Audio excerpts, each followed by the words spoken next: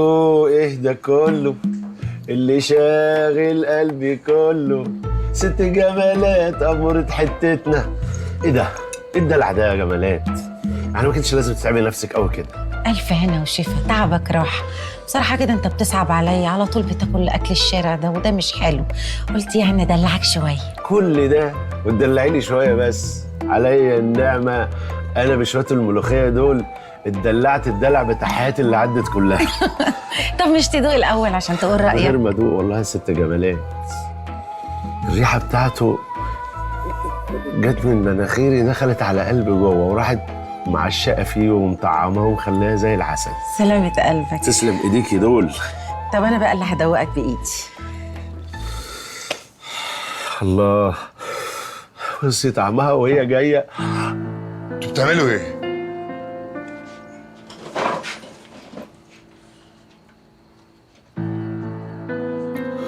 مؤاخذة يا باشا، تفهمناش غلط.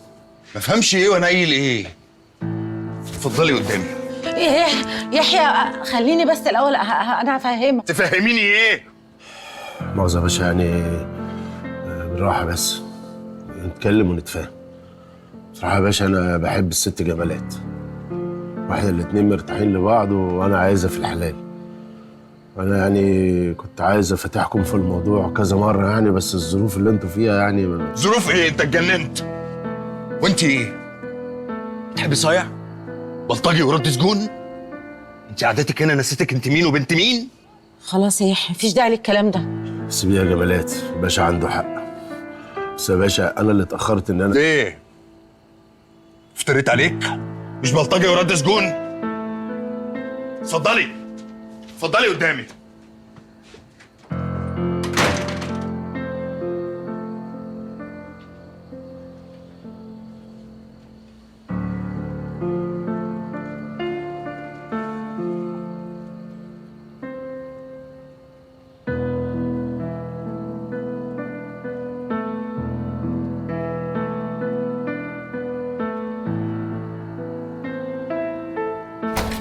اتفضلي. في إيه يا يحيى؟ بهدلتني وفرجت علينا الناس. وانت لسه شفتي بهدله؟ بتحبي سعيد؟ تجرى مخك ايه؟ ماله سعيد؟ راجل جدع وبيخاف علينا كأننا من دمه. انتوا ايه اللي جرى لكم؟ واحده تتجوز فاروق، وواحده جايبه لي واحد رد سجون. ايه يا يحيى؟ ايه في ايه؟ صلى على النبي. كويس انك هنا. شوف الاستاذه بتعمل ايه من ورانا. من ورانا؟ ايه يا جمالات اللي حصل؟ بصراحة ياسين، أنا وسعيد بنحب بعض. ايه؟ شفت؟ هو كان ناوي يكلمك بدل المرة 2. ايوه، وانت ما قلتيش ليه يا جمالات؟ هو كان هيقول لك، بس كل ما يجي يتكلم كانت بتحصل لك مشكلة فكان بيسكت. ما قالكش ليه؟ ده بدل ما تبهدلها وتروح تمسح بكرامته الارض. ايه ده يا يحيى؟ ايه ده؟ مش كل حاجه بالخناق. وانتوا كلكم اتجننتوا ولا ايه؟ ايه يا يحيى؟ خلينا نتكلم بالعقل. اختك جمالات الدنيا جت عليها، ما شافتش يوم واحد حلو في حياتها. بلاش احنا كمان نيجي عليها. بعدين بصراحه جمالات من حقها ان هي تتجوز راجل بيحبها ويصونها ويخاف عليها. وسعيد ده بقى هو اللي هيصونها؟ ايه يا يحيى؟ والله سعيد ده راجل جدع، ما شفتش منه حاجه وحشه من يوم ما عرفته. اه والله يا ياسين، ده طيب وجدع ويتمنى لي الرضا وعايز يجيب لي من السما حتة. ايوه، بس ده ما يمنعش ان انتوا برضه غلطتوا وما قلتوش. انا ليا كلام مع بعدين. كان لازم تقوله؟ انت كده حلتها؟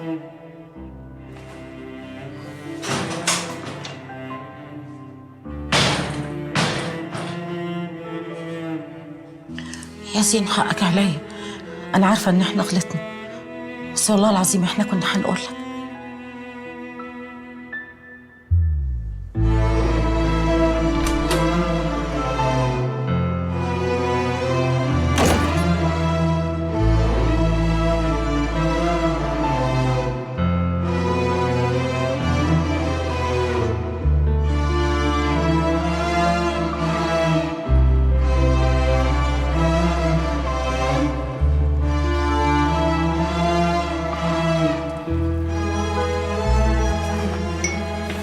قبل ما تشتم ولا تقول أي كلمة، عليا النعمة ورحمة أبويا وأمي اللي موعيت عليهم.